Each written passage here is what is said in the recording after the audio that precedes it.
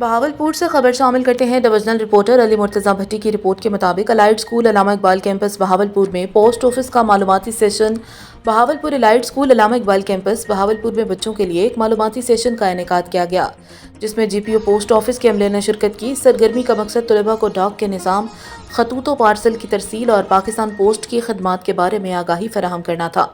یہ session school کے principal جناب طلحہ شفیق کی خصوصی ہدایت اور سرپرستی میں منعقد ہوا۔ انہوں نے کہا کہ ایسے عملی سیشن طلباء کو نصاب علم کے ساتھ ساتھ عملی دنیا سے جوڑنے میں اہم کردار ادا کرتے ہیں۔